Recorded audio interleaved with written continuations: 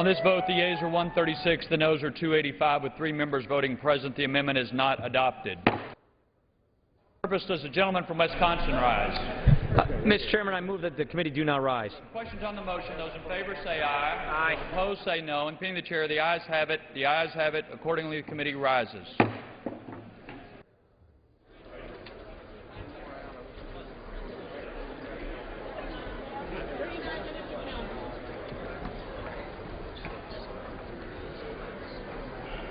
Mr. Chairman. Mr. Speaker, the Committee of the Whole House on the State of the Union, having had under consideration H. Con. Res. 112, directs me to report that it has come to no resolution thereon.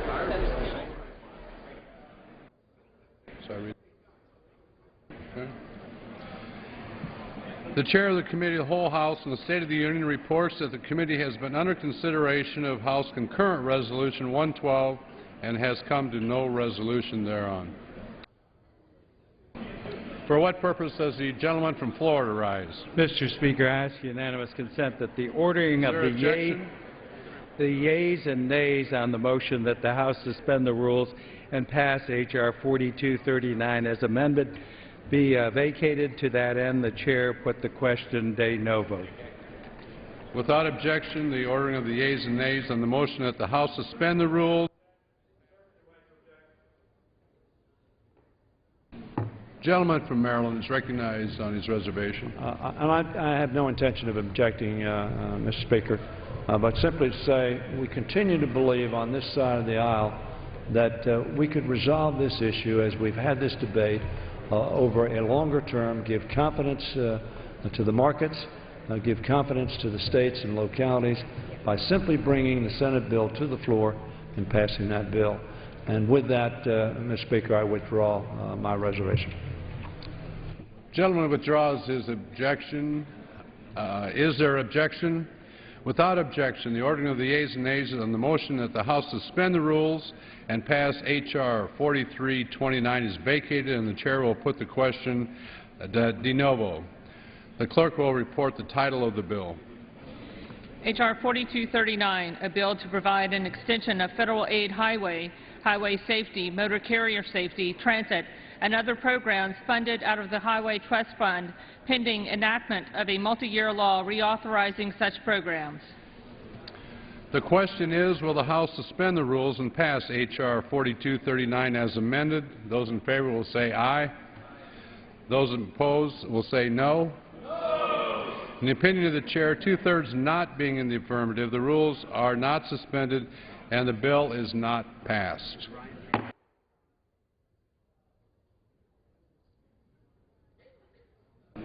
Does the gentleman from Wisconsin seek recognition? Mr. Speaker, I ask unanimous consent that all members may have 5 legislative days in which to revise and extend the remarks and include extraneous material on H. Con. Res. 112. Without objection, so ordered. Pursuant to House Resolution 597 and Rule 18, the Chair declares the House and the Committee of the Whole House and the State of the Union for the further consideration of H. Concurrent Resolution 112. Will the gentleman from Texas, Mr. Thornberry, kindly resume the chair?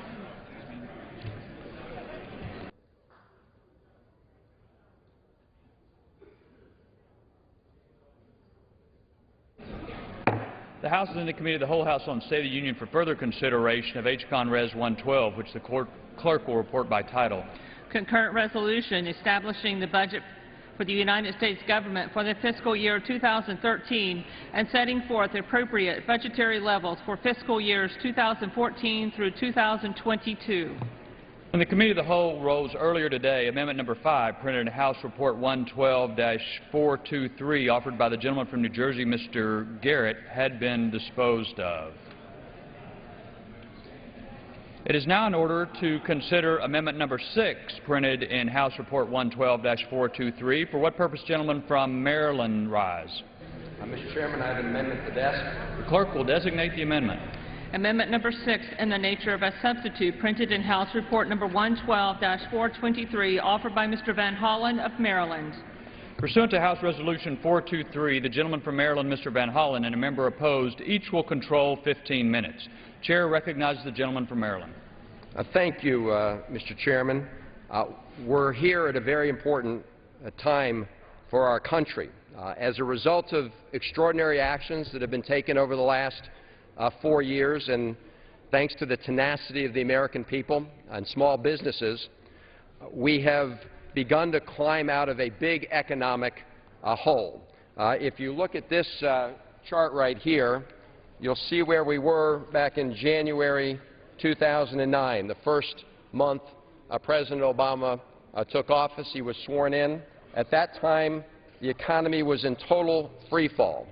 And as a result of actions that were taken, we've begun to climb out of that hole, and now we've had 24 months, consecutive months of positive private sector job growth, created about 4 million jobs in the economy. We need to keep that job growth going, and that's what the Democratic alternative does. It builds on the President's proposals. In here we have the President's jobs plan, a plan which has been sitting in front of this body since he introduced it back in September. We took some action on the payroll tax cut. That was good. But the President has also called for a major infrastructure investment to modernize our roads and our bridges.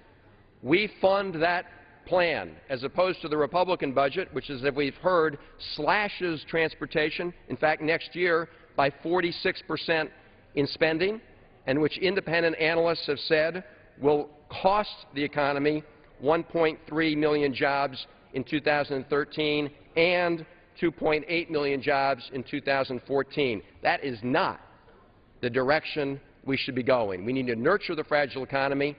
We need to deal with our budget deficits in a credible way, which this does. It takes us from deficits over 8.5% of GDP down to under 3% of GDP by 2015 and sustains them, and we do it in a balanced way by asking for shared responsibility. And I now yield 2 minutes to the gentleman from New York, Mr. Israel. I thank the distinguished gentleman and my friend from Maryland. Mr. Speaker, I rise in support of the Democratic substitute because the House Republican budget harms the middle class families throughout our country. Mr. Speaker, under the House Republican budget, Medicare is turned from a guaranteed benefit program into a bait-and-switch scheme where millionaires get more and seniors have to pay more. Under the House Republican budget, if you're a millionaire, you get an additional $394,000 tax cut. If you're an oil company, you get a bigger tax break. If you're a company that outsources jobs, you get a deeper tax break. But if you're a senior, you get as much as a $6,000 increase in your medical costs. You get a bill from the federal government for your additional Medicare costs. If you're the child of a middle-class family trying to go to college, you get an additional $2,800 tuition increase. The middle class has always been the backbone of the American economy, Mr. Speaker, and the House Republican budget kicks the middle class in the stomach. The Democratic budget invests in education. The House Republican budget divests from education. The Democratic budget invests in our children. The Republican budget divests from our children. The Democratic budget invests in America's future. The House Republican budget divests from America's future. And that is why we should pass this Democratic substitute, which invests and grows and strengthens the middle class, and quit investing in and growing and strengthening tax cuts for big oil companies and corporations that offshore our jobs. I thank the gentleman. I yield back the balance of my time. Time of the gentleman's expired. Gentleman from Wisconsin seek to claim the time in opposition to the amendment. Mr. Chairman, I do claim time in opposition. The gentleman is recognized for 15 minutes. Mr. Chairman, at this time I'd like to yield 1 minute to the distinguished Speaker of the House, the gentleman from Ohio, Mr. Boehner. Speaker is recognized. Let me thank my colleague for yielding, and let me say thanks to Chairman Ryan and members of the Budget Committee for a job well done. This is a tough process, making real decisions about our path for the future. And the interesting thing I've found about this debate that's gone on the last 2 days is that our team actually went and made the tough choices.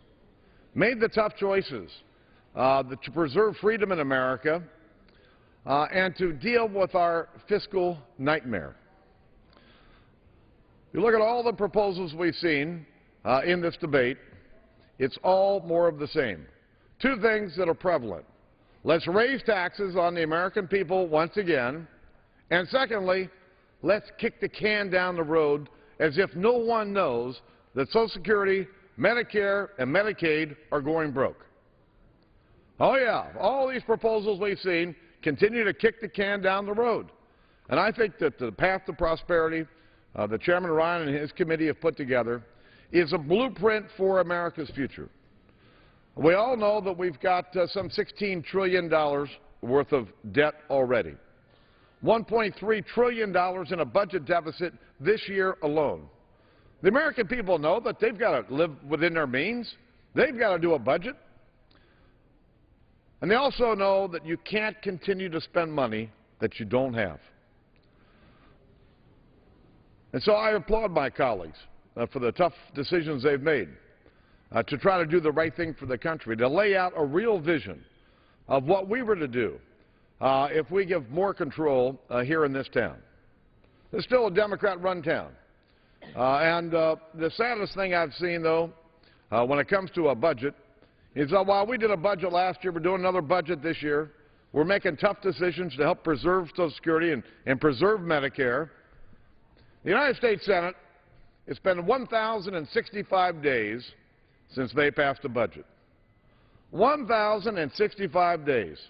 Almost 3 years since they've had the courage to show the American people what their solutions are. I think it's high time that if we're serious about solving America's fiscal problems, the first step is actually doing a budget. So on behalf of my Republican colleagues, I would suggest let's support the Ryan budget. It's a real pathway to prosperity. It makes the tough decisions and puts us on a course that's sustainable, not just for our generation, but for our kids and our grandkids. And I yield back. Chairman yields back. Gentleman from Maryland.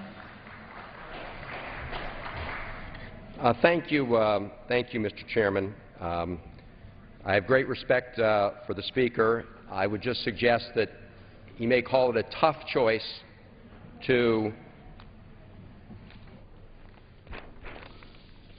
provide and lock in another round of tax cuts for the wealthiest Americans while cutting Medicaid by $800 billion, by a full one-third by the year 2022. Two-thirds of that money goes to seniors in nursing homes, disabled individuals.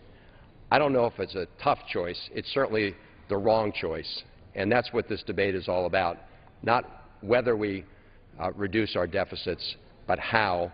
With that, I yield 2 minutes to the distinguished chairman of the Democratic caucus, Mr. Larson. Recognized for 2 minutes. Thank you, Mr. Speaker. Let me rise and commend the efforts of Chris Van Hollen and the Budget Committee and rise in full support of their balanced and fair document that emphasizes shared sacrifice. Let me say to my Republican colleagues that this appears to us, much like that great philosopher Lawrence Barra said, deja vu all over again. Franklin Delano Roosevelt, in another difficult period of our history, said that we need to prevail upon this country to come together and find the warm courage of national unity that comes from shared sacrifice, that would again demonstrate to the American people, especially the most frail amongst us and those in the middle class who are impacted the most, that we have national unity because we have guaranteed that no longer will they be in a position where they have to suffer while others who would use government in a way to prosper and grow at the expense of the middle class. There isn't a member of this chamber who doesn't have friends or family who aren't affected by the altering of Medicare, Social Security, or Medicaid. These are the tough decisions that are made every single day across the dinner table. This fragile recovery impacts the most fragile amongst us and also is tearing asunder the very middle class that we seek to provide with a guarantee, the guarantee of a social safety net that provides them with Social Security, Medicare, and yes, health care as well. That's why the Democrats have offered an alternative plan that underscores our convictions and our belief in Social Security, Medicare, and affordable health care. I yield back my time. The gentleman's expired. Gentleman from Wisconsin. Mr. Chairman, I'd like to yield 2 minutes to the gentleman from Georgia, Mr. Graves. Gentleman's recognized for 2 minutes. Thank you, Mr. Chairman, and thank the chairman of the Budget Committee. He's done a fantastic job. And to the gentleman from Maryland, I know it's been difficult this week. You've stood in a difficult position, and now you're presenting your budget, and you've been in opposition to many of the budgets put forward, including the President's last night, and I know it's tough. What we're addressing here right now, Mr. Chairman, I think is a lot of numbers, a lot of charts, a lot of rhetoric. We hear that.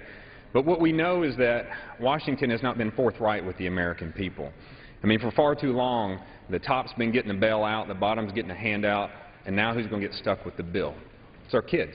That's who's going to get stuck with the bill. So why can't we, for once, instead of looking at charts and numbers and throwing it all out there, just look through the lens of how will this budget impact our children and their future, their opportunity, their prosperity? Is this a budget that presents equal outcomes, or is it going to be one that presents equal opportunities? Can we not look through that lens for once, Mr. Chairman? And I would say that the budget that the gentleman's put forward is one more about equal outcomes. It's more taxes, it's more government solutions. You know what? Why don't we provide more opportunities and more prosperity for the children of the next generation? That's the lens that I believe we should be looking through. And this is why, because whether we believe it or not, whether we're willing to recognize it, we are scribes of time right now. History is being written based on the discussions, the outcome, the debate that we have. We are the ones who are determining what history will reflect back on and say we did at this time and what the future exists like later. What will we choose? What will we write? Will this be the chapter that concludes with the words, "the end"? Or will we write a chapter that we can turn the page and hand the pens off to the next generation? Mr. Chairman, it is my hope that we take our pen, that we pass it to the next generation, that we can turn the page, that we can move forward, and we can provide a new chapter, a new beginning, one that is a beginning that leads to another future of opportunity and prosperity. And I believe that only happens if we pass the Republican budget that we have before us today. So, Mr. Chairman, I yield back the balance of my time. Gentleman's expired. Gentleman from Maryland. Thank you, Mr. Chairman. I do think the focus should be on our children and on the future, and that's why our budget does not do some of the things the Republican budget does do, which is, for example, say that kids who have pre-existing conditions, whether it's diabetes or asthma, get insurance. We make sure that those kids can't be excluded because of pre-existing conditions. They don't. We make sure that the interest rates on student loans don't double this July, as their budget would allow, because we think it's important that those students have an opportunity to get the education, to get ahead and succeed. So I hope we will continue to focus on that question as we debate the choices that are being made in this budget. And I now yield 2 minutes to the gentleman of Kentucky, a member of the Budget Committee, Mr. Yarmouth. Gentleman from Kentucky is recognized for 2 minutes. I thank my friend from Maryland. Mr. Speaker, a recent analysis of American tax returns showed that in 2010, the top 1% of earners in the United States earned $288 billion more than they had in 2009. $288 billion for the top 1%. In fact, that was 93% of all the additional income earned in the entire United States from year to year, 2009 to 2010. Now, apparently, my friends on the Republican side were outraged that 7% of the additional income could slip away to the other 99% of the American families, because they came up with a budget that tried to rectify that immediately. I call it the Republican 1% budget. It's a gift basket for billionaires and millionaires. It contains a permanent extension of the Bush tax cuts, which have created an income gap in this country on par with Cameroon and Rwanda. But the Republican 1% budget doesn't stop there. It gives an additional tax break of $150,000 a year for everyone making more than $1 million a year. And it does that by dismantling Medicare, slashing education funding, transportation, and things like the SNAP program, which helps so many needy families in this country. Mr. Speaker, income inequality has become the central tenet of Republican ideology. The budget we will probably vote on later makes their commitment to widening the income gap abundantly clear. That's why I call the Republican budget, in addition to the 1% budget, this is the all-for-one budget. It's a budget that's all for the 1%. By contrast, the Democratic budget, the resolution we are offering now, is really the one-for-all budget, one budget that provides benefits for all Americans. It makes the critical investments that we need to make sure all Americans have equal opportunity and equal tools to realize the American dream. And it makes sure that all contribute to the deficit reduction that we all are committed to. Everybody plays a part. Everybody does their share. I support the Democratic budget and urge my colleagues to do likewise. I yield back. Excuse me. Gentleman's time has expired. Gentleman from Wisconsin. Mr. Chairman, I'd like to yield 2 minutes to a member of the Budget Committee, Mr. Ginta from New Hampshire. Gentleman from New Hampshire is recognized for 2 minutes. Thank you, Mr. Chairman, and thank you for the opportunity to speak on this substitute amendment. Mr. Chairman, I find what's going on in this country with the level of spending in America outrageous. People in this country have sent us here to do a job, to be leaders, to solve problems. We have current deficit of roughly $1.3 trillion, something that is so high that so many people can't even comprehend that number. We have a long-term deficit, a debt of approaching $16 trillion. And this substitute today continues that path of spending money that we simply don't have. I do thank the gentleman for at least offering a proposal, something that has not been done in the Senate. So we can debate in, I think, a reasonable way what the path is that his budget would propose versus the path to prosperity. This proposal, the substitute proposal, does three things. Number one, it spends $3.7 trillion, a roughly $1 trillion ongoing deficit. Secondly, over the 10-year window, it spends $44.7 trillion, continuing the long-term debt that we have found ourselves in currently. And finally, it doesn't solve the significant drivers of our debt, and it doesn't allow for an opportunity to preserve and protect Medicare, Medicaid, and Social Security. The country wants us to be honest. The country wants leadership, and we continue to provide that in the House Budget Committee with the path to prosperity. And I'd remind people that budget proposes stability and predictability by cutting $5.3 trillion in spending, by reducing the tax on both individual and corporate to give us a fair, level playing field and predictability for the long term. And it reduces our short-term deficit to about $700 billion next year and continues to ensure we get on a path to balance. A balanced budget is the dream of every American, and we offer that opportunity in the path to prosperity. So with that, I urge a no vote on this amendment, and I yield back the balance of my time. Time gentleman's expired. Gentleman from Maryland. At this point, I would reserve. I don't know if the gentleman from Wisconsin. This time I'll yield 2 minutes to the gentlelady from Tennessee, Ms. Black, a member of the Budget Committee. Gentlelady from Tennessee is recognized for 2 minutes. Thank you, Mr. Speaker. In light of this week's Supreme Court arguments on health care law, I'd like to take a moment to talk about the contrast between our path to prosperity budget and the broken promises of that law. And as we've heard from so many of my colleagues in the last couple of days, we are on the verge of a debt crisis. I don't think any of us can argue that. And this health care law, with a total price tag of $1.76 trillion, would surely drive us over that cliff faster. Now, that is why in the Path to Prosperity budget, we repealed the entire health care law, including the very dangerous IPAB, which would slash physician payment rates, forcing doctors to stop seeing Medicare patients. And the 15-member unelected board that makes senior care even harder to access puts bureaucrats between their patients and their doctors. Our plan for Medicare offers a choice for seniors, and they deserve a choice. We increase the competition between a guaranteed coverage option, and I want to repeat that this is a guaranteed coverage option, and a traditional Medicare, and it allows seniors to choose.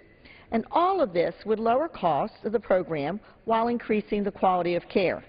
This is the choice of two futures, both for our health care system and also the prosperity of our nation. Now, we can continue to go down the path of Obamacare, where we see $1.76 trillion in spending over 10 years. We also see $525 billion in new taxes, fees, penalties on families and small businesses. Or we can repeal this law and put in place policies that increase competition, decrease costs, and ensure that our health care system is patient-focused. We can continue to explode the size and the scope of federal government, as my colleagues on the other side of the aisle would like.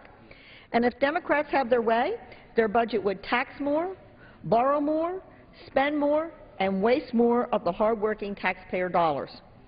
I find it interesting that last night this chamber... Additional 30 seconds.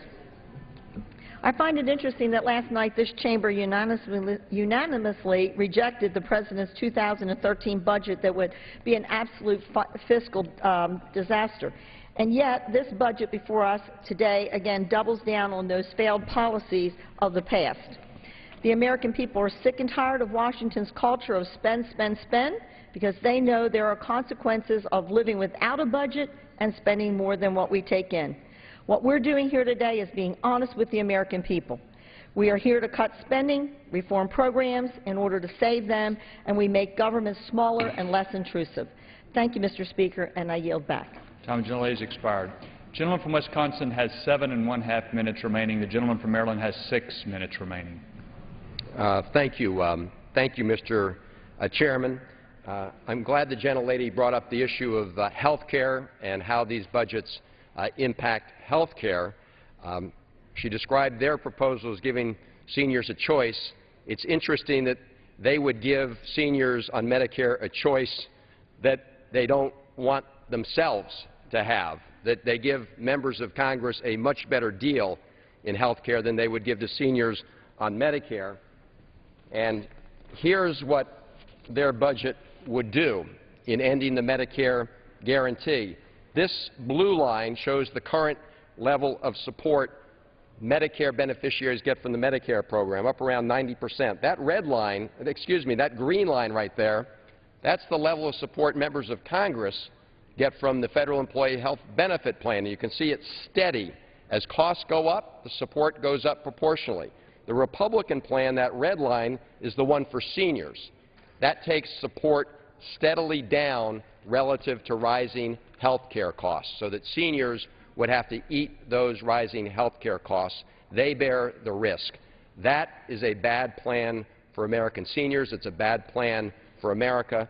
And I now yield 2 minutes to the gentleman from Massachusetts who has focused a lot on these issues as a member of the Ways and Means Committee, Mr. Neal. The gentleman is recognized for 2 minutes. What's striking about the debate that we're having today and this discussion is that essentially our Republican friends and colleagues are asking us to go back to the policies that got us here in the first place. The folly of those 6 years when they controlled the presidency, when they controlled the Senate, and when they controlled the House of Representatives. So let me reacquaint all with their number forecast. They offered $1.3 trillion worth of tax cuts in 2001, and then came back in 2003 and said that wasn't enough. Let's cut taxes by another $1 trillion. The underlying argument that they offered at the time was that this would jumpstart growth, despite the fact, as we came off the Clinton years, with the greatest spurt of economic growth in the history of the world, a budget that was balanced for 4 successive years, and 22 million jobs. Their argument was we can outdo that growth if we simply cut taxes by $2.3 trillion, and incidentally, not for the middle class. These tax cuts overwhelmingly went to people in the 1 percentile. Remember the theory that tax cuts pay for themselves? So let's contrast January 19th of 2001 with the end of the Bush years. $15 trillion worth of debt, deficits for as far as the eye can see, all under the guise of economic growth. So let me give you a number, not an opinion, but a fact. Those 8 years offered the most anemic economic growth at any time since Herbert Hoover was President of the United States. And what they ask for today in this budget is to have bigger tax cuts for wealthy people and eviscerate the guarantee of Medicare. To eviscerate the guarantee of Medicare. I yield the gentleman an additional 30 seconds. This is the party on the Republican side that tried to privatize Social Security during those years, and all they want to do is shoehorn these legislative proposals into tax cuts for wealthy people. And their argument today, despite these record deficits, is with revenue at 14.7% of GDP, headed toward Truman, by the way, rather than the Eisenhower years, when the town has argued for years about revenue being between 19 and 21%. They're going to cut Medicare to give tax cuts for wealthy people. Time gentleman's expired. Gentleman from Wisconsin. Mr. Chairman, I'd like to yield 1.5 minutes to the gentleman from South Carolina, member of the Budget Committee, Mr. Mulvaney. Gentleman's recognized for 1.5 minutes. Thank you, Mr. Chairman. Yesterday, before we had a chance to vote on the President's budget, I received a copy of a press release from the White House, and it encouraged the House Democrat leadership to vote for this amendment. It encouraged the Democrats in the House to vote for the Van Hollen amendment, which I just thought was worthy of getting up and talking about very briefly. It makes me wonder why the President didn't send a press release asking his Democrat colleagues to vote for his budget. It makes me wonder what the President is thinking. Does he like the Van Hollen budget better than his own budget? I mean, I guess there's some things to like. The President's budget raised taxes by $1.9 trillion. The Van Hollen budget only raises taxes by $1.7. The President's budget raised taxes by spending by $1.5 trillion. The Van Hollen amendment only raises it by $900 billion. But it makes me wonder where the President is. Does the President think that his budget that he offered us just a month ago raises taxes too much? Raises spending too much? Is it too big of a tax and spend document? Now he wants a little bit less of a tax and spend document? I mean, I guess the reason he likes the Van Hollen budget is that it raises taxes, it raises spending, and it never balances. And I guess those are the consistencies between the Van Hollen budget and the President's budget that we unanimously defeated last night, 414 to nothing. So I guess the President likes budgets that raises taxes, raises spending, and never balance. I would suggest to you, Mr. Chairman, as I have through this entire debate, that any balanced approach that does not end up in a balanced budget is no balance and is no budget. And for that reason, I encourage us to defeat this amendment. Thank you, and I yield back the balance of my time. Time gentleman's expired. Gentleman from Maryland. Thank you, Mr. Chairman. I thought we were back to reality today instead of in the land of make-believe. Mr. Mulvaney offered an amendment yesterday that was not the President's budget. We debated that last night. Don't know why we're continuing that charade. I yield a minute to the gentleman from Massachusetts, Mr. Keating. Thank you, gentlemen, for yielding. You know, there's been a lot of talk about kick the can down the road and kick the can down the road. I want to know what road that is. The road I know, the road that gave me the American dream, was the road to an education that's being undercut by this budget. It's a road to medical security that my grandparents worked hard and struggled for to give me. So that's the road we're talking about. The other question I have is, what can are we talking about? The budget offered by the Republicans kicks the can down the road all right, but that can is the middle-class American.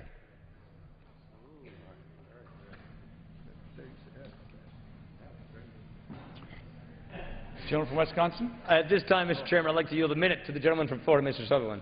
Gentleman's recognized for 1 minute. Thank the Chairman for yielding. You know, we have a lot of, Mr. Speaker, we have a lot of folks in the gallery today that have worked hard and saved money that they've earned to make their trip and to come here and listen to this debate. They understand that Santa Claus and a fairy tale is not going to pay for their transportation back. They get that. And they know that when they get back home that they're going to have to earn and work and find earned success if they want to bring their family back again. They get it. They get it. The American people get it.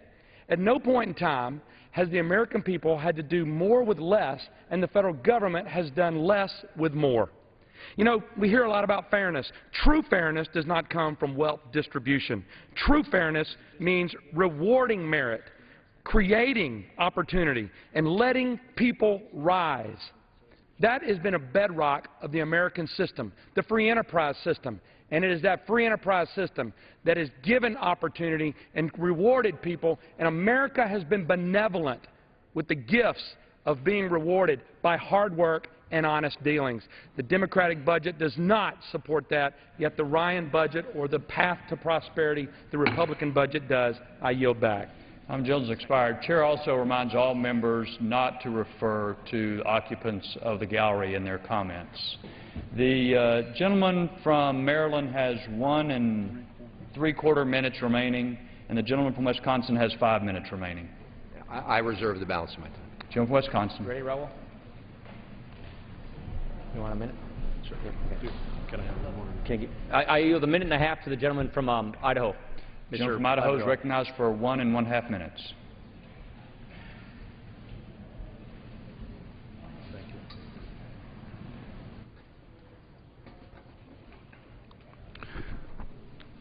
Thank you, Mr. Speaker. As I listen to the other side speak about their budget, it takes me back to growing up in Puerto Rico as a young man. And I'm very privileged to represent the people of Idaho right now, but I grew up in a very poor neighborhood. I grew up in a very poor environment in Puerto Rico.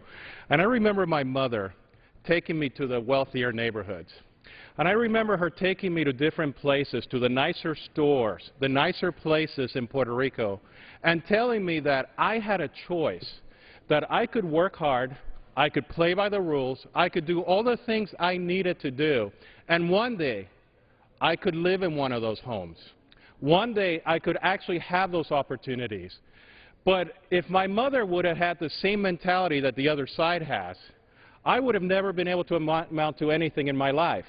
Because what they believe is that the only way you can actually amount to something is if you take from the ones who have, if you're a have-not. And my mother never believed in that. She never said someday she will own a beautiful home, you will own a beautiful car, you will own a beautiful house if you take away from the rich. She always said that it was up to you to become somebody in your life. And that's the mentality that the other side has. I have this chart here to show what really happened under the Democrats and the Republicans. If you see this, when the Democrats took control of Congress, we were at just under 5% unemployment. As soon as they took over Congress and Barack Obama was elected, the unemployment rate went higher. And as soon as the Republicans were elected, the unemployment rate started going down. That's the path that we can have between the two parties. Thank you very much. Gentleman from Wisconsin. At this time, I'll yield a 1 1/2 minute to a gentleman from Kansas, a member of the Budget Committee, Mr. Huelskamp. Gentleman recognized for 1 1/2 minutes. Thank you, Mr. Chairman. Mr. Speaker, today I rise in opposition to the budget offered by my colleague, Mr. Van Hollen. Then Senator Obama, when campaigning for president, called President Bush unpatriotic for raising our national debt by $4 trillion in 8 years, a figure he has surpassed in less than 4 years. When then Senator Obama voted against a debt limit increase, he said, "Leadership means the buck stops here. Instead, Washington is shifting the burden of bad choices today onto the backs of our children and grandchildren. America has a debt problem and a failure of leadership. Americans deserve better." I agree with Senator Obama. If he believes this type of leadership was a failure and unpatriotic, then certainly so too should he think that about his budget and this budget here. For this budget would leave the U.S. with nearly $25 trillion of debt by the end of 2022, despite a massive tax increase of $1.7 trillion. And despite the increase, this budget does not balance within the next 10 years, the next 20 years, and not even in 75 years. We can't wait. We can't wait, Mr. Speaker. We can't wait to balance a budget for 75 years. Now more than ever, America needs leadership. As Senator Obama said, we cannot put the failures of today on the backs of the next generation. I agree, Senator Obama. So I reject this budget for the sake of our children and grandchildren.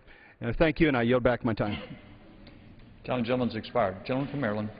Thank you, Mr. Chairman. I would just remind my colleagues that at the end of the 8 years of the Bush administration, after the tax cuts, which helped create the deficits, we ended up losing over 600,000 private sector jobs. That's the result of trickle-down economics. The last thing we want to do is go back to those policies. The Republican budget takes us back to our policies. We invest in jobs. And with that, I'd like to yield a minute to the distinguished Democratic leader who's been focused on jobs, Ms. Pelosi. Minority leaders recognized. Thank you, Mr. Speaker. I thank the gentleman for yielding. And I want to rise to sing the praises of our Democratic members on the House Budget Committee led by the gentleman from Maryland, Mr. Van Hollen. Thank you for bringing us a balanced budget to the floor, a balanced option on how we go forward to the floor. Yes, we know we have to make cuts, that we have to increase revenue, but most of all, we have to increase jobs. Growth is what is important. And what's the difference between these two budgets, the budget that Mr. Van Hollen is proposing and the Ryan Republican budget, is that the Ryan Republican budget loses jobs.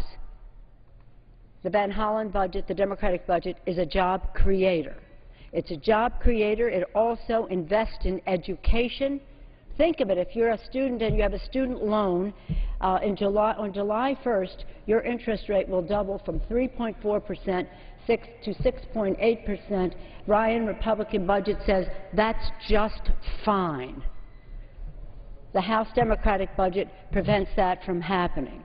And if you're a senior, the Ryan budget takes you down a path where the Medicare guarantee is cut.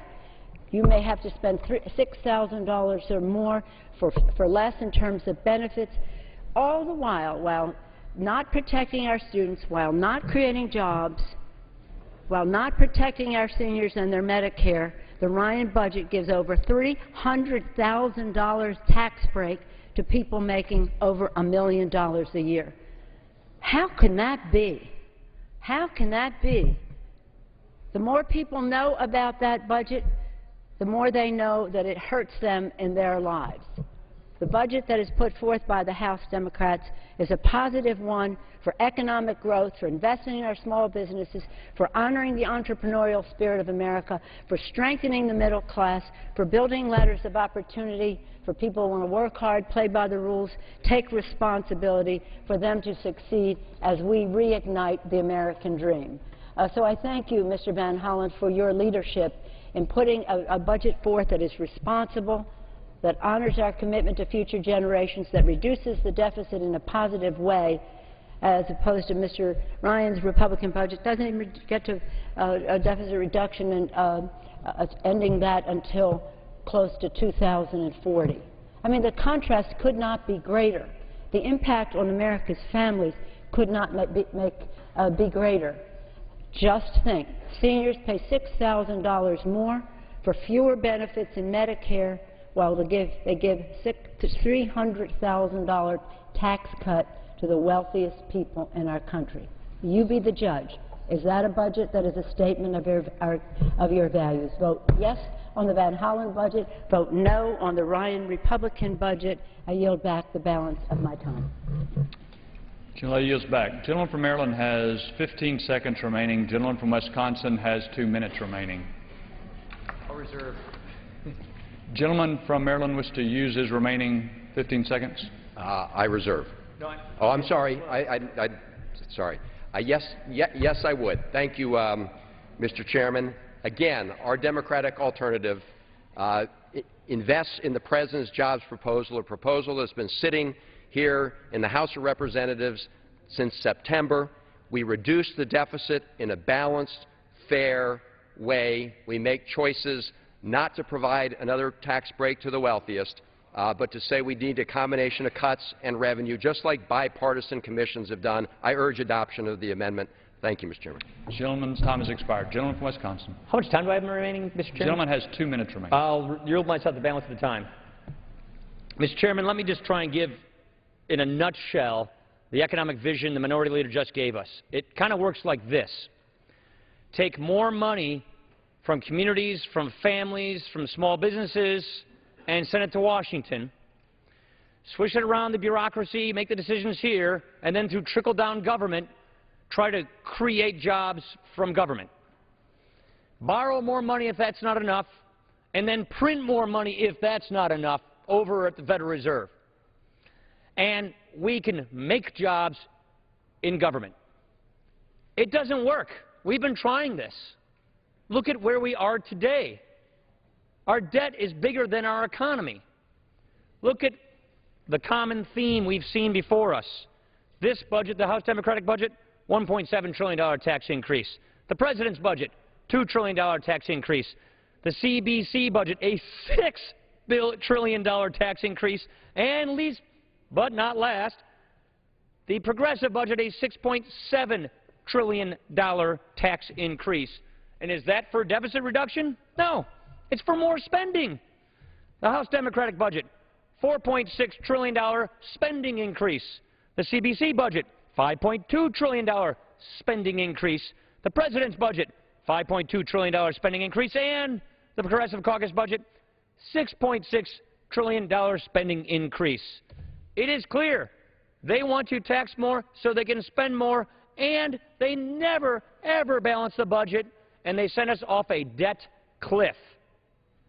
This debt crisis is the most predictable crisis we've ever had in the history of this country, and we've got to stop this notion that we can just keep taking more and more and more from families and businesses to spend us deeper into debt.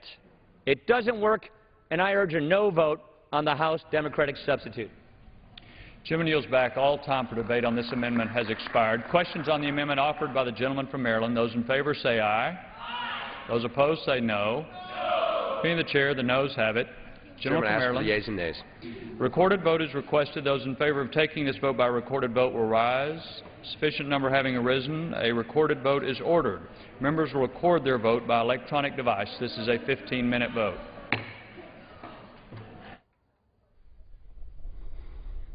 And this will be the final budget alternative that the House will consider. This is the House Budget Committee Democrats' plan, and this is a 15-minute vote. We expect after this vote that there will be 20 minutes or so of wrap-up and a vote on the fiscal year 2013 budget proposal. This morning, before the debate began in the House, both the Budget Committee Chairman Paul Ryan and the Ranking Democrat Chris Van Hollen each spoke at a policy forum hosted by National Journal and laid out their case for their separate budget proposals. Here's some highlights from both of their comments this morning. We'll show them to you during this vote. Chart that CBO puts out that shows how three programs, Medicare, Medicaid, and Social Security, eventually just consume 100% of revenues. You throw interest on top, which you have to pay interest, they consume 100% of revenues by 2025. And it's not an insidious plan by one party over the other. It's just demographics and health inflation. It's both parties made a lot of promises to people that the government can't keep. GAO says it's about $100 trillion worth of promises being made to today's Americans that the government's shy of covering. And so the sooner we acknowledge that, the better off we're all going to be. The more we can convert these empty promises into, made promises instead of broken promises. That's what we're proposing. The two words you hear are balance and end Medicare as we know it. Well, PolitiFact.org said the end Medicare as you know it charge was the lie of the year of 2000. Okay, why is that? Because what we're saying is preserve the current Medicare system as it's known today for current seniors and people nearing retirement. And then for people who are younger, 54 and below, convert to a system of premium support, much like what the Bro-Thomas and Bro-Frist Commission recommended, much like what Ron and I have been saying, what Alice Rivlin and Pete Domenici have been saying, which is you get a list of guaranteed coverage options that are guaranteed, that you can't be denied. And there's a competitive bidding system that makes sure that your benefit keeps up with the price of the insurance. And then And you also have the choice of traditional Medicare fee-for-service alongside that. And then Medicare subsidizes your premium based on who you are. If you're a low-income person, 100% subsidy, total out-of-pocket coverage. As you get sicker, more subsidy. And a wealthy person gets a much lower subsidy because we think we should means test the program. Doing it this way, using choice and competition, having premium support with competitive bidding, guarantees affordability and solvency to the Medicare program, and allows us to cash flow the current commitment to current seniors.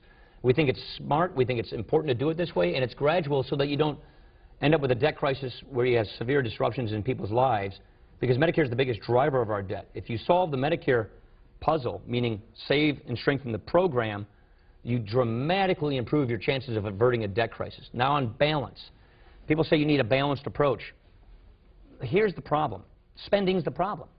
Our government spending as a percentage of our economy is at about 24% right now. It's historically been at 20.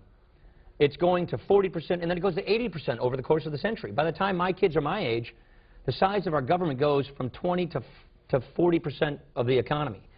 Our revenues, if they even try to keep up with that, will crash this economy.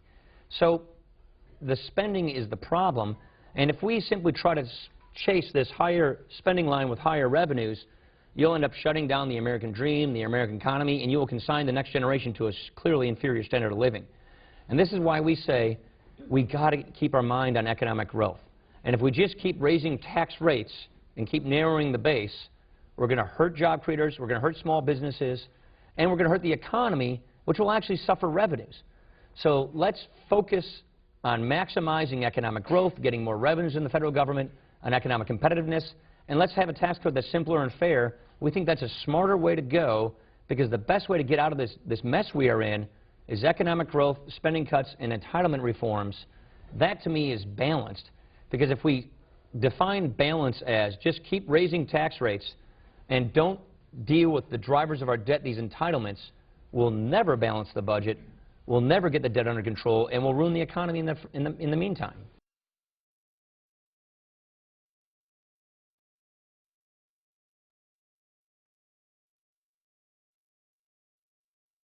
The Democratic budget, just to be clear, takes us down from a deficit which is over 8% of GDP today to under 3% of GDP by the year 2015, and keeps the deficit under 3% of GDP for the remainder of the period, and stabilizes the debt as a percentage of GDP. So we stop the sort of rapid increase in the deficit and debt. We stabilize that during the end of the period.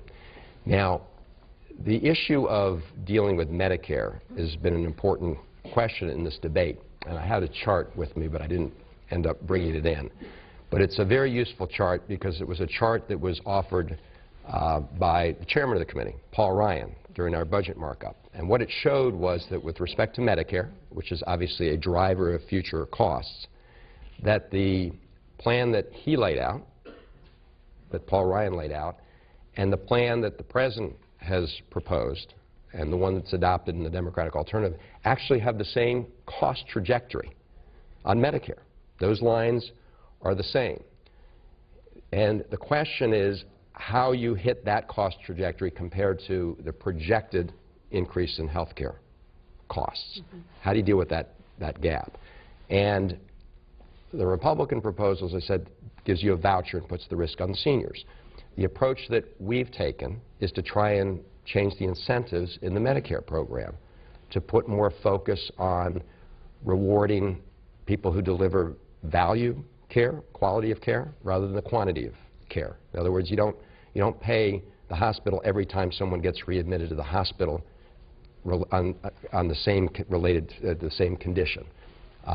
And we've already begun to implement some of those things. There are other mechanisms in the Affordable Care Act that do that.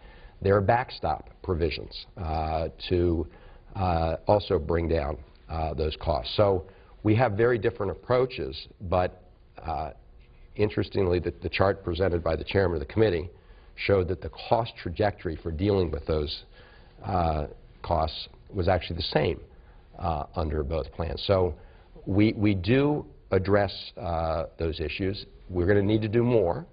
These are 10-year budget windows. We'd get projections, you know, way out into the future, but we're going to have to take this one step at a time. The first step was to stabilize the debt. We do that. None of the budgets we've seen over the past week have adequately addressed Social Security. Why is everyone avoiding Social Security?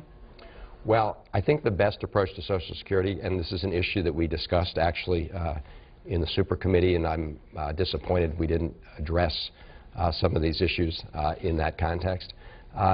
You really need to take the approach that Ronald Reagan and Tip O'Neill did back in the 1980s, which is a bipartisan approach. I think that the model for how you get this done is out there.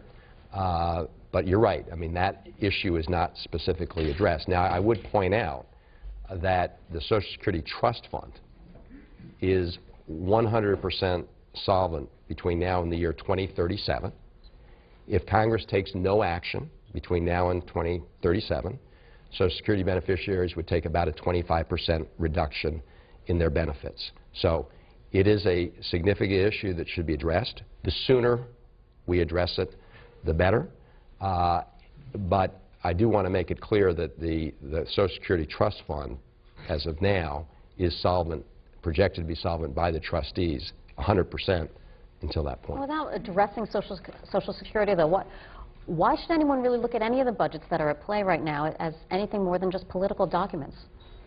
Well, unfortunately, for the purposes of this year, in other words, for action in Congress through the remainder of this year, I think the parts of the budget that are going to be potentially acted upon are really are the portions that deal with discretionary spending through the appropriations committee process. And as I think a lot of people in this room know, part of the Budget Control Act that we passed last year, which has $1 trillion over 10 years in discretionary savings, established these budget levels, including for this current fiscal year at $1.047 trillion for all the discretionary spending, spending on ongoing operations of government. Unfortunately, the Republican budget violates that agreement. They came in at a lower number, and that could create complications down the road because I think the Senate is going to stick with the agreed upon levels. I hope that doesn't lead to threats of government shutdown in the fall. We had hoped that by getting that agreement we would have some stability in the process.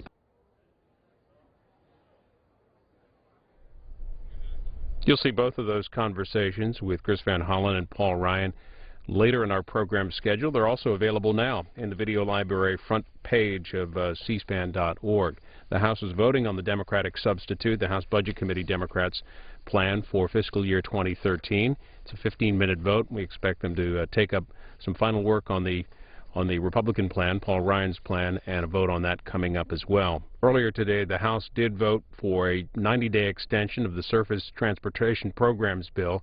That passed by a vote of 266 to 158, and it's possible that the Senate will take it up later today.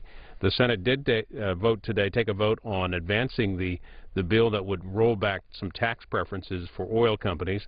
The vote was 57 to 41. They fell 3 votes shy of the 60 they needed to move forward. President Obama, as that vote was underway, was speaking in the Rose Garden about those tax breaks. I'm going to show you the president's comments during the remainder of this vote.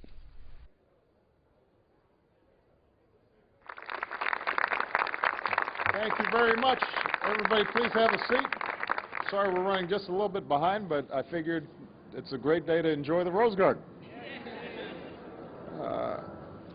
Today, members of Congress have a simple choice to make.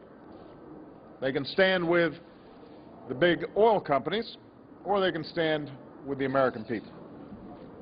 Right now, the biggest oil companies are raking in record profits. Profits that go up every time folks pull up into a gas station. But on top of these record profits, oil companies are also getting billions a year in taxpayer subsidies, a subsidy that they've enjoyed year after year for the last century. Think about that. It's like hitting the American people twice. You're already paying a premium at the pump right now. And on top of that, Congress, up until this point, has thought it was a good idea to send billions of dollars more in tax dollars to the oil industry. It's not as if these companies can't stand on their own. Last year, the three biggest U.S. oil companies took home more than $80 billion in profits.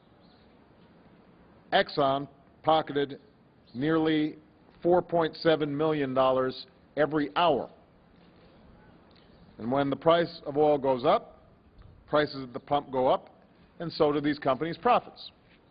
In fact, one analysis shows that every time gas goes up by a penny, these companies usually pocket another $200 million in quarterly profits. Meanwhile, these companies pay a lower tax rate than most other companies on their investments, partly because we're giving them billions in tax giveaways every year. Now, I want to make clear, we all know that drilling for oil has to be a key part of our overall energy strategy.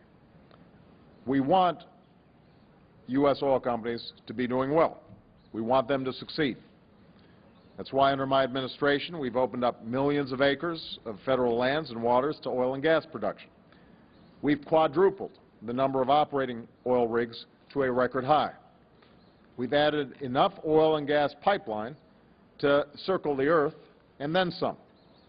And just yesterday we announced the next step for potential new oil and gas exploration in the Atlantic.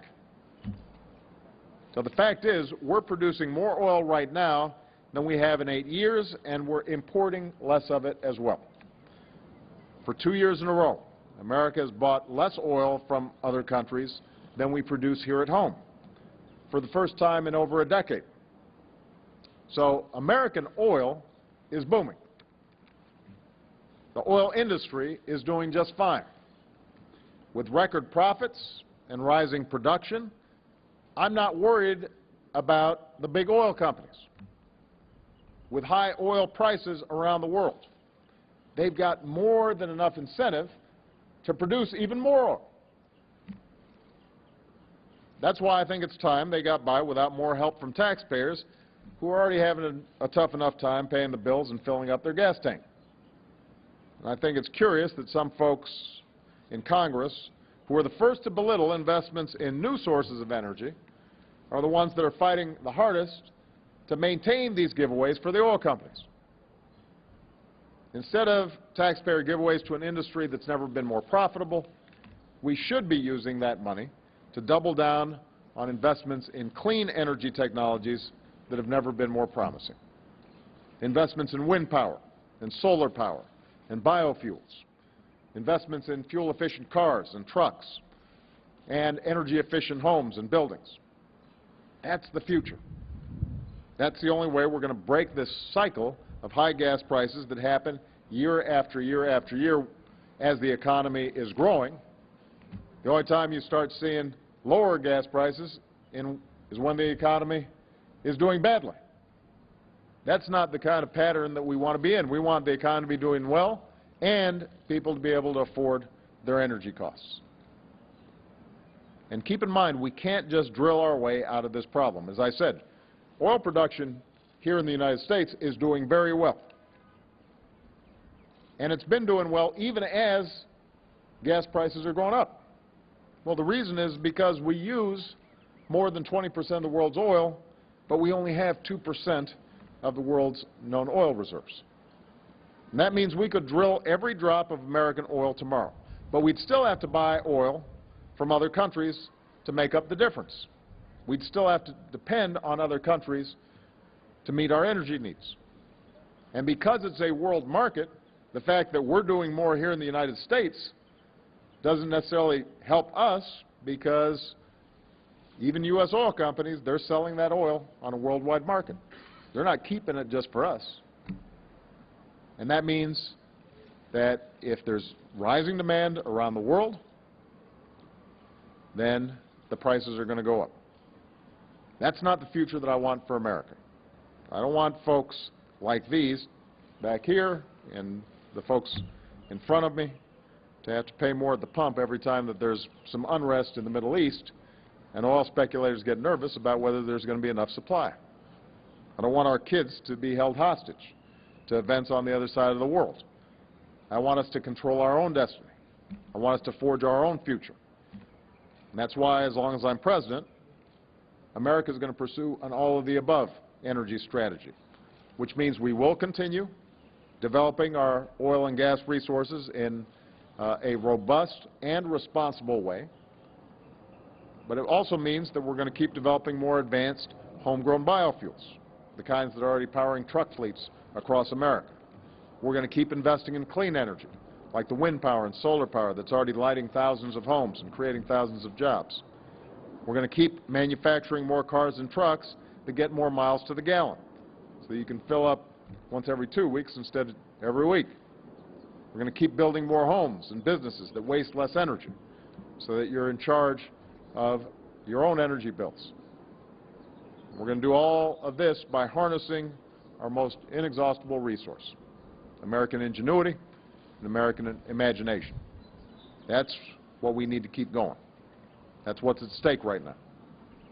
That's the choice that we face. And that's the choice that's facing Congress today. They can either vote to spend billions of dollars more in oil subsidies that keep us trapped in the past, or they can vote to end these taxpayer subsidies that aren't needed to boost oil production so that we can invest in the future. It's that simple.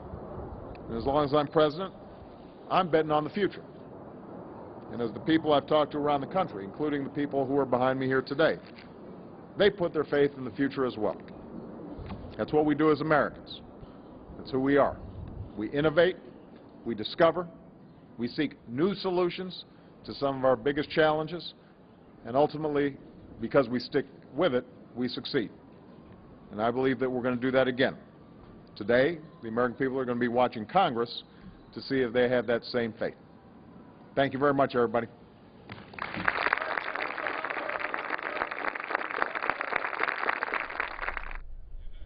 And in a vote earlier today, the Senate failed to move forward on that bill that would roll back the tax breaks for large oil companies. The vote there was 57 to 41.